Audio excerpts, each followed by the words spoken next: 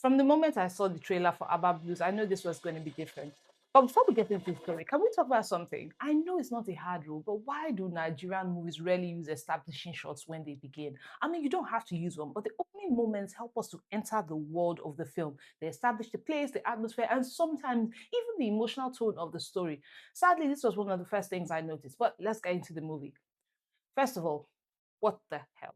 Yukira Anunobi arrived in with so much hatred that if she had done that to me on my wedding day, we'll be having two ceremonies, a wedding and a funeral. She plays Amara's deeply judgmental, over-righteous mother, and every scene between them feels heavy because this is not simply a mother who disapproves. This is emotional abuse disguised as righteousness. And that is one of the most interesting things about Abba Blues because beneath the romance and the love triangle, this is also a story about unresolved family trauma that follows us into adulthood and eventually enters our relationships. Amara has just married Uzo, a kind and supportive husband who wants to help repair the broken relationship between his wife and her mother.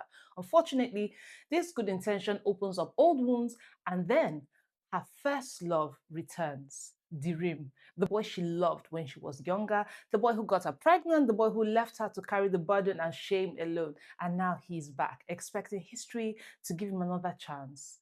Well, here's where the film lost me slightly. The film tells us that Dirim was the love of Amara's life, but it never fully shows us why. We needed stronger flashbacks, more emotional history, more moments that helped us understand why she should consider risking a stable marriage for him. Now, without this emotional foundation, the central conflict does not land as strongly as it should.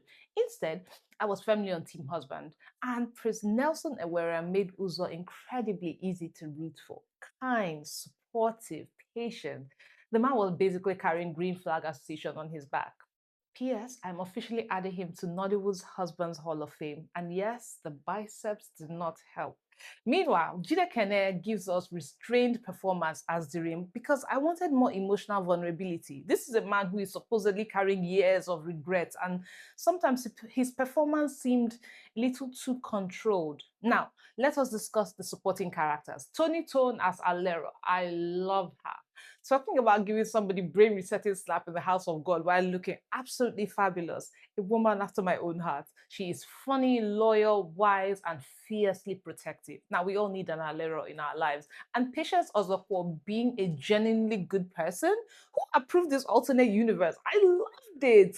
Anyway, Bimbo Akintola also delivers a strong performance and reminds us why she's one of Nollywood's most dependable actresses.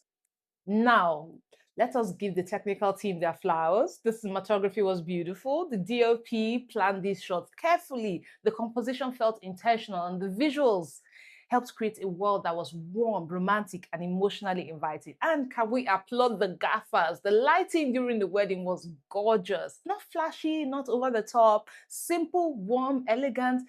It looked like the kind of Nigerian wedding that I would consider truly classy. Family, love, warmth, that sort of thing. No unnecessary competition. Yeah, bravo. And the costumes were also fantastic. They were a thoughtful balance between old school elegance and contemporary fashion, and the characters looked believable. The costumes supported the story without distracting anything from it. The sound, the music were also effective. They helped stir emotions without overpowering the scene. I'm genuinely enjoying the effort that these newer Nigerian films are putting into sound design and music. Anyway, but I do have one major disappointment. The title is Aba Blues. When you put the name of a city as a title, you are making a promise. You are telling us that the city is central to the identity and soul of the story. Aba has such a distinct personality. The markets, the entrepreneurship, the fashion industry, the energy, the organized chaos. But beyond the name, I never really felt Aba. This story could have happened almost anywhere, and that feels like a missed opportunity because Abba in itself could have added another layer of personality to this film. Anyway, overall, Abba Blues is not a perfect film. Some themes, including domestic violence, infidelity, and class difference, are introduced but not explored deeply enough. But that's good. The central love triangle also needed a stronger emotional argument, but the film is heartfelt. It is visually beautiful. The performances are strong, the costumes are thoughtful, the lighting is excellent, and it asks a very interesting question. Can your first love compete with a good husband? Maybe.